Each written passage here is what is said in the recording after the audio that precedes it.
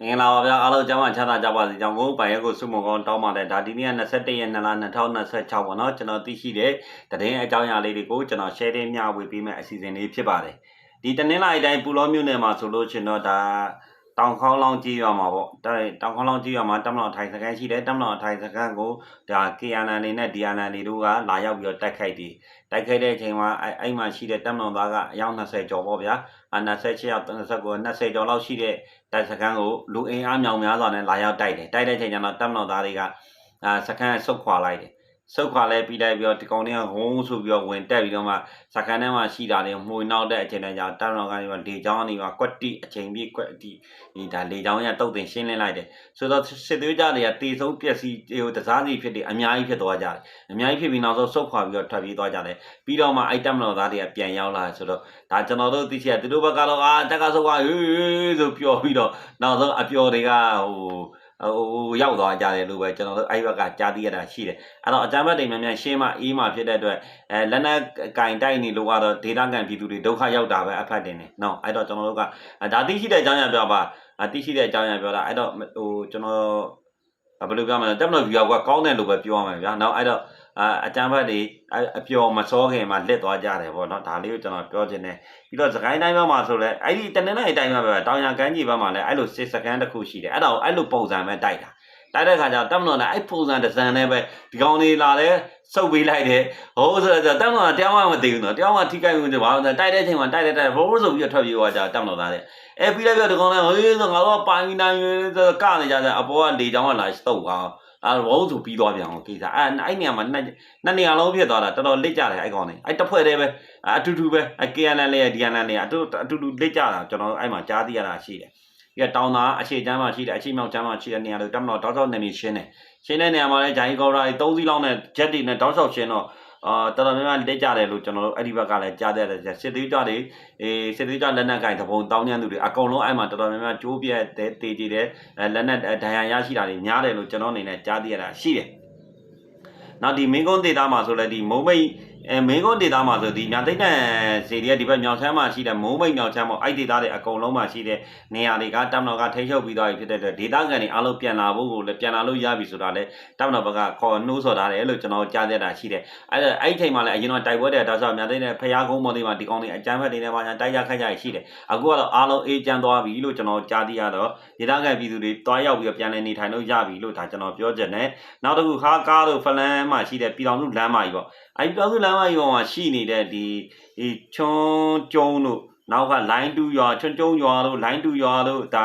ါရန်တလို့ရွာတို့နောက်ကတလန်းရောရွာတို့တလန်းစားရွာတို့တားရွာတို့ဆိုရင်တက်တော်ကလေချောင်းရတောက်လျှောက်တုတ်တင်ရှင်းလင်းလိုက်တဲ့အချိန်မှာဖလန်းအကြမ်းဖက်တွေတော်များများလစ်တယ်လို့ကျွန်တော်ကြားသိရတာရှိတယ်လက်နက်ကင်စစ်သေးကြတွေကိုဒါဘုံအလုံး90ရဲ့အတက်ကိုဒါပြစ်ခတ်ရှင်းလင်းတယ်လို့ကျွန်တော်တို့ကြားသိရတာရှိတယ်ဖလန်းမှာပေါ့ဟာခါမှာကျတော့နှလုံးပဲပြစ်ခတ်ရှင်းလင်းတာရှိတယ်အဲ့မှာဇိုးခွာနဲ့စင်ခွာရွာ2ရွာပေါ့ဒါတက်တော်ကနေမြရှင်းလင်းတာရှိတယ်ပြီးတော့လုံပန်းဘက်လည်းဗစ်ထုတယ်ဒီဖလန်းမြို့နယ်မှာရှိတဲ့လုံပန်းအဲ့ဒီကိုလည်းဗစ်ထုရှင်းနေတာကိုကျွန်တော်တို့တွေ့ရှိရတဲ့ဒီဖလန်းမှာရှိနေတဲ့အကြမ်းဖက်လက်နက်ကိုင်စစ်သွေးကြတပုံတွေကတော့ဒါအကျိုးပြက်အသေးပြက်တွေများပြီးတော့မှစစ်ရှုံးပြီးထွက်ပြေးကြတယ်လို့ကျွန်တော်တို့ကြားသိရတာရှိတယ်ဆိုတော့ဒီစကိုင်းတိုင်းမြောင်မှာရှိတဲ့အကြမ်းဖက်တွေကိုမြောင်မြို့နယ်ပေါ့မြောင်မြို့နယ်မှာရှိတဲ့အကြမ်းဖက်နဘက်ရွာမှာရှိတဲ့အကြမ်းဖက်တွေကိုလည်းပဲတောင်းတော့စစ်သွေးကြအကြမ်းဖက်လက်နက်ကင်တွေကိုဒါဂျိုင်ကော်ဘရာနဲ့နှစ်စီးနဲ့ဒါဗစ်တုရှင်းနေတာကိုကျွန်တော်တို့အဲ့ဒီဘက်ကတွေ့ရှိရသိရှိရတယ်။နောက်အဲ့စကိုင်းတိုင်းမြောင်ဘက်မှာပဲအကြမ်းဖက်တွေကဘယ်လိုဖြစ်လဲဆိုတော့ drone ဝယ်ဖို့အတွက်ကမ်ပိန်းလုပ်တာတွေ့တယ်။ drone ဝယ်ဖို့အတွက်ကမ်ပိန်းလုပ်တဲ့ခါကျတော့ပို့လို့ရှိရင်တော့သူတို့ကလက်နက်တက်လက်လောက်ဝယ်မယ်ပေါ့နော်။အဲ့မှာသူကြားခင်စိန်ဆိုတဲ့ဒီအမျိုးရောက်ကြချလို့ပုံစံမျိုးဟောနဲ့မျက်မှန်နဲ့အဲ့သူကတော့ဒါပြောနေတာကိုကျွန်တော်တို့တွေ့ရှိရတယ်။ဆိုတော့ NUG ကဒီຢာတွေတနက်တက်လက်ဝယ်ဖို့တောင်မှတောင်းတော့ကိုတိုက်ဖို့အတွက် drone တစ်စီးဝယ်ဖို့တောင်မှတလို့အလူခံတောင်းစားနေရလို့ရှင်ဘလို့လို့ဒါတွေဖြစ်နိုင်တယ်ဂျားထဲမှာတေးကြီးပြက်စီးပြတ်ဆုံးနေတယ်ညမှာတောင်းတော့ဒါကိုတောက်လျှောက်တလဲဆက်တာအကြမ်းဖက်တွေကိုဂျာကြီးကော်တာတွေလေချောင်းတွေစစ်ချောင်းတွေနဲ့တောက်လျှောက်ရှင်းလိုက်မှဆိုရင်ဘာဖြစ်လဲဆိုတော့NUG အဖွဲ့မှာရှိတဲ့အုပ်ချုပ်နေတဲ့သူတွေကတော့အေးရအေးချောင်းလွတ်ရလွတ်ချောင်းနေပြီးမြောက်ပွဲဘေးနေပေမဲ့တကယ်အောက်မှာရှိတဲ့ညီငယ်ညီမငယ် PDF ညီငယ်ညီမငယ်တွေကတေးကြီးပြက်စီးမှုတွေများလာကိုတွေ့ရတယ်ဆိုတော့ဒါကျွန်တော်တို့အနေနဲ့ကစိတ်မကောင်းဘူးအလင်းဝင်ဖို့အတွက်ပဲကျွန်တော်တို့ကဖိတ်ခေါ်ခြင်းပါတယ်နောက်တစ်ခုကျတော့ဒီ တောင်သာတကြောလုံးကိုလည်းနယ်မြေရှင်းနေတယ်နယ်မြေရှင်းတဲ့အချိန်မှာဒီလက်သိချင်းကြေးရွာထိရောက်သွားပြီဟိုဘက်တောက်လျှောက်လဲဒါနယ်မြေရှင်းတယ်နောက်စကိုင်းတိုင်းမှာဆိုလဲတဲ့ကဏီမျိုးနယ်အနောက်ချမ်းမှာမြောက်ပိုင်းမှာရှိတဲ့ကြေးရွာတွေအတောက်လျှောက်အကုန်လုံးနယ်မြေရှင်းတာလက်နက်ကန်ရှင်းသွေးကြနေတဲ့နေအိမ်တွေရွာတွေအကုန်လုံးကိုဒါ9လုံးလောက်ရှိတယ်9ကြိမ်လောက်ရှိတယ်တောက်လျှောက်ဘစ်ထူပြီးရှင်းနေတာ9ကြိမ်လောက်ရှင်းတာနော်အသွားပြန်တောက်လျှောက်ဘယ်လောက်ထိအလုံးရအောင်မရွေးတွက်နိုင်လို့မပြောတော့ဘူးအဲ့လောက်ထိရှင်းပြတာတက်မတော်ကလည်းစစ်ကြောင်းနေနဲ့တောက်လျှောက်ထိုးပြီးရှင်းတော့တွေ့ရတယ်နောက်ဒီကျွန်တော်တို့ကချင်ဘက်မှာဆိုလဲဒီဖားကန်တို့လုံခင်းတို့ဝိုင်းမော်တို့ဗမော်တို့မှာပွဲကလာလဲတော်တော်ကတယ်ကချင်တွေကလည်းရုံပါတယ်နော်ဒါမြေကြီးနားလေတဲ့စကန်တွေကိုတောက်လျှောက်ကာမီကန်ဒရုန်းနဲ့ပြစ်လွတ်လိုက်တဲ့အချိန်မှာအဲ့မှာကီးတဲ့ချိန်လေးတစ်စီးကဒါဖင်ပြားလေးနာကိုသွားထိတာကိုတွေ့ရတယ်ဆိုတော့ဒါပေါက်ကွဲတာရွာညာမှာဖြစ်ဘူးဒါတည်းမလို့တင်လေခီးတဲ့လေးပဲတီဒါသူတို့ကဘယ်သူမှမသိရန်နဲ့ပြစ်ခတ်ပြီးတော့မှဒီလိုလောက်တာတော့ဒါလက်နက်ကင်ကြီးလိုင်းစင်လို့ဖြစ်တာပေါ့ရွာတရွာကိုတိမ့်တော့မှမြို့တစ်မြို့တိမ့်တော့မှဆိုမြို့ထဲမှာရှိတဲ့လူတွေထွက်ပြေးအောင်အလကားနဲ့ပိတ်ပြစ်တော့တာအလုံး50 100ပိတ်ပြစ်တော့တာပိတ်ပြစ်ပြီးရွာလူတွေတော့ဒီမှာဆိုထွက်ပြေးသူတို့အထဲဝင်ပြီးတော့စားနှက်ရိတ်ခါတွေအကုန်ယူချက်ချင်းထွက်ပြေးသွားသူတို့မှစားနှက်ရိတ်ခါတွေကြံခဲ့မယ်ဝင်ယူဝင်စီပြီးလို့ချင်းတိုက်ဖို့အတွက်လုပ်တယ်အဲ့ပုံစံမဲ့အချမ်းဖက်တဲ့ပုံစံအခုကလေကွေးကိုတော့အတိုက်လုပ်တယ်ဒါပေမဲ့အဲ့ညမှာတချို့ကမီကာဆယ်ကျတော့တမန်တော်ဘက်ကဂျာမာတွေကတိုက်ခိုက်လို့ရပါမယ်အခုဘလို့နီးပညာမြင့်နေတဲ့ဒါတွေဘလို့ကာကွယ်မလဲဆိုတာလေကျွန်တော်တို့က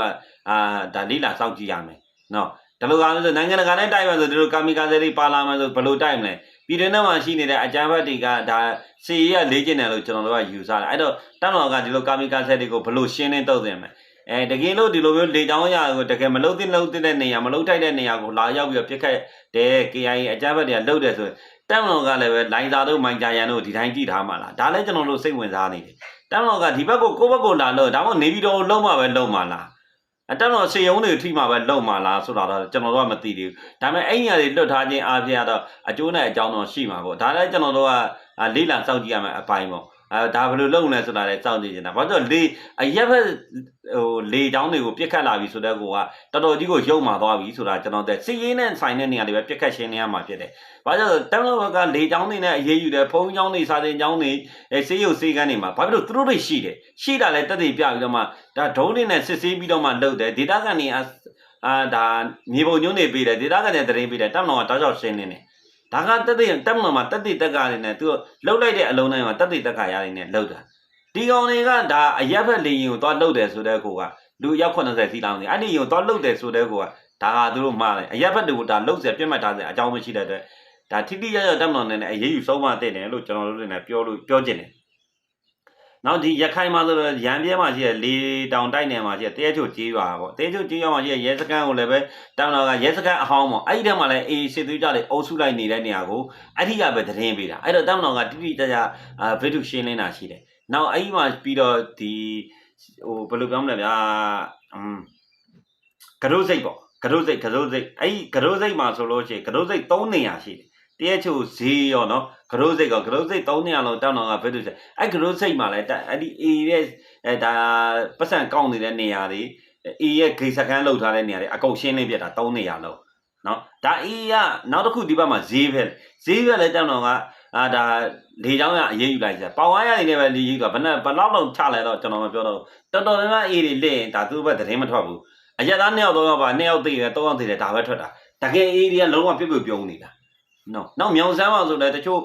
မြောင်ဆန်းမှာဆိုလို့ရှိရင်ဒါလေချောင်းကတောက်ချောက်ရှင်းပြီးတော့မှတက်သိမ်းတာစကန်ကုန်းမှာ A တွေလည်းသိလိုက်ရတာဒါတော့မှ A ခြံခဲ့တဲ့အလောင်း4-5လောင်းပဲရှိတယ်ဟိုဘက်မှာသိတာအများကြီးပဲဒါအတီမပြုတ်နိုင်သေးတော့အတီပြုတ်နိုင်တဲ့အားဒီဆိုဘယ်လောက်များလဲဆိုတာတွက်တာကြည့်အတီမပြုတ်နိုင်တာကျွန်တော်သိရှိတဲ့အကြောင်းအရာကိုပဲကျွန်တော်ပြောပြတာဖြစ်တယ်ဆိုတော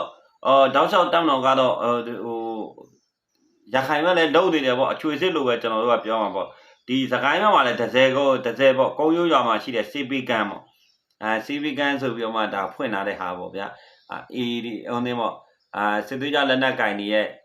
စေကူသားရာနဲ့အထိုင်စကမ်းပေါ့အဲ့နေရာကိုတောင်းတော်ကဂျိုင်းကော်ဘရာ3စီးနဲ့ဗစ်နှလုံးထုတယ်ပြီးတော့တောက်ဆော့ပစ်ခတ်ရှင်းနေတာကိုလည်းကျွန်တော်တို့အဲ့ဒီဘက်ကကြားသိရတာရှိတယ်ဒီစကိုင်းတိုင်းဒီကဏီမြို့နယ်အနောက်မြောက်ပိုင်းမှာရှိတဲ့ကြီးရွာတွေကဒါဗစ်ထုရှင်းနေတာလည်းကျွန်တော်ပြောပြီးသွားသလိုနောက်တစ်ခုပလက်ဝနဲ့ဒီလောင်းတလိုင်းခရိုင်နယ်စပ်ဂိတ်ကိုတော့ပြန်ဖွင့်လိုက်ပြီ။အိုနေကတော့အဲ့ရကောင်တယောက်ပေါ့နော်အဲ့တယောက်ကိုဒါဟိုတပရက်ကတ်ကားပေါ်မှာတော့ စ္စည်းတွေတင်ရောင်းနေတဲ့သူပေါ့ဒီဘက်မှာပလက်ဝဘက်မှာအသက်ခံလိုက်ရတယ်ပေါ့အဲ့ဒါပေါ်မှာမူတည်ပြီးတော့မှဟိုဘက်အိန္ဒိယဘက်ကနေကမှအဲ့လမ်းကြောင်းပိတ်တာပေါ့အခု A ကနေပြီးတော့ညှိလိုက်တဲ့ခါကျတော့အဲ့ဘက်ကပြန်ဖွင့်ပေးလိုက်တယ်လို့ကျွန်တော်ကြားသိရတာရှိတယ်A ကိုလည်းသူတို့ကကြောက်ကြတဲ့ပုံစံမျိုးတော့ရှိတဲ့တင်တယ်နော်ဒါမျိုးပြီးတော့အမေရိကန်နဲ့အီရန်နဲ့ကလည်းစစ်ကလည်းဒီနေ့လာမနေ့ပြန်လာပဲကျွန်တော်တို့စောင့်ကြည့်ရမယ့်အနေအထားရှိတယ်အဲ့ဒီပုံမှာမူတည်ပြီးဗာဖြစ်လာနိုင်လဲဆိုတော့ဈေးနှုန်းတွေတက်လာနိုင်တယ်ရေနံရဲ့ဈေးကွက်တွေဈေးတက်နိုင်တယ်ဒေါ်လာတွေဈေးတက်နိုင်တယ်ရွှေတွေဈေးတက်နိုင်တယ်လူတွေဒုက္ခရောက်နိုင်တယ်ဒီကောင်တွေရဲ့ဒုက္ခပေးမှုတွေကတကဘာလုံးခံရတာဒါမျိုးလေးရှိတယ်နောက်ငကားအဖွဲ့ခေါင်းဆောင်တွေက NUG ကတည်တံပြီးလိုက်တယ်လို့ကျွန်တော်ကြားသိရတာရှိတယ်ဒါဘောလို့မျက်လုံးတို့ဘာလို့ညာတော့ဆိုရင်တချို့ဆိုလို့ချင်းNUG ရဲ့ဟိုဗာလဲငကားရဲ့အကြီးကောင်ဟိုနေမှာသူတို့တက်မှုတို့ဘာမှုတို့သူတို့မှလည်းရှိတယ်အဲ့ဒီကောင်တွေလူကြီးပိုင်းတွေအုပ်ချုပ်တဲ့ကောင်တွေကိုမျက်လုံးတော့ဖောက်ပြတယ်လို့ပြောတယ်ဖောက်ပြပြီးတော့ဒါရှင်းနေတယ်လို့ကျွန်တော်အဲ့ဒီဘက်ကကြားသေးတာရှိတယ်တချို့ကြတော့ဘုံနဂါးရဲ့ဥနိုင်လင်းကောဘုံနဂါးရဲ့လူတွေကတောင်းတော့ဘက်ကိုအလင်းဝင်လာတယ်တော်တော်များတယ်လို့ကျွန်တော်ကြားသိရတာရှိတယ်အန်ယူဂျီဘက်ကိုလက်နဲ့ချသွားပြီးတော့မှဒါအဖမ်းခံသွားပြီးတော့မှဟိုမှာဒုက္ခခံနေတဲ့သူတွေလည်းရှိတယ်လို့ကြားသိရတာရှိတယ်ဒါပေမဲ့နဂါးကြီးမှာလောက်သွားတဲ့လူကြီးပိုင်းကောင်တွေကတော့ဒါသူတို့ဟိုပြက်ပြက်တသားရှင်းလိုက်တယ်လို့ကျွန်တော်တို့ကြားသိရတာရှိတယ်နော်အဓိကကတော့အတုပရာဇာဆိုတဲ့ကောင်ရင်နောက်တစ်ကောင်ရင်ကတော့ရှင်းခံရပြီလို့ကြားသိရတယ်မျက်လုံးနဲ့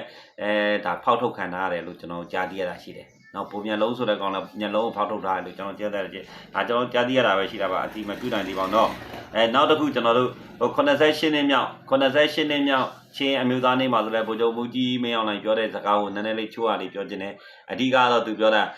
တိုင်းနာလက်နက်ကိုင်နေတဲ့တိုက်ပွဲတွေမှာဒေသခံတွေဒါနဲ့ဒေသခံတိုင်းနာပြည်သူတွေဒါနဲ့ဒုက္ခရောက်ကြပြီးတော့မှသူတို့တွေကတိုက်နေတဲ့နှစ်ဖွဲ့လုံးကစတိုက်တိုက်နေကြတယ်တကယ်ဒုက္ခရောက်တာကဒေသခံတိုင်းနာပြည်သူတွေဒါဖြစ်တယ်အဲ့တော့ဒေသခံတိုင်းနာပြည်သူတွေကိုငိမ့်ညာတော့အားဖြင့်ဒါပြည်တော်စုမပြိုကွဲအောင်ဆောက်ရှောက်ကြဖို့လည်းပဲတိုင်းနာလက်နက်ကိုင်တွေကိုဒါတိုက်တွန်းနှိုးဆော်တာရှိတယ် NCA လမ်းကြောင်းကိုပြန်လာဖို့အတွက် NCA လမ်းကြောင်းနဲ့တွားဖို့အတွက်နှိုးဆော်တာမျိုးကျွန်တော်တို့ကြားသေးတာရှိတယ် RCSS ကတော့ဒါ NCA လမ်းကြောင်းတိုင်းသွားမယ်လို့ကျွန်တော်တို့ပြန်လဲကြားသေးတာရှိတယ်နောက် BNR တွေအချို့တက်ဘက်ကိုအလင်းဝင်လာတဲ့အားတွေကတော်တော်ကောင်းတယ်ဒါနဂါးရဲ့စွမ်းစားမှုပဲကျွန်တော်ပြောမှာဘုံနဂါးကတော့တမတော်ဘက်ကိုဟိုစွမ်းစားလိုက်တဲ့အတွက်သူ့အားကိုးနေတဲ့သူပြောသူ့ကိုယုံကြည်တဲ့သူတွေအားလုံးကတော့သူ့ဘက်တမတော်ဘက်ကိုအလင်းဝင်လာပြီးပြီးရင်လည်းရှင်းတဲ့ခါကျရင်အဲ့မှာရှိတဲ့နေရာနေပြီးစရှင်းမယ်ဆိုလို့ရှင်တော့ KIA ပါစပြုံမယ်အဲ့နေရာမှာရှိတဲ့ KIA တွေနဲ့ရှင်းပြောလက်ရှိဝါကဒီတိုင်းနာလက်နက်ကိုင်တွေကဗမာကိုမျိုးတုံးဖို့အတွက်လှုပ်တာမျိုးတို့ဖြုံးတိတယ်မျိုးကိုတုံးစေတယ်အဲ့ဒါကိုလှုပ်တာတက်ရွေချက်ရှိလှုပ်တာဖြစ်တဲ့အတွက်မြန်မာတွေကတိရှိသွားပြီးတော့မှတက်မဘက်ကိုအလင်းဝင်ပြီးတော့မှအဲ့ဒီ NUG လက်အောက်ခံတိုင်းနာလက်အောက်ခံကောင်တွေကိုပြန်ပြီးတော့မှ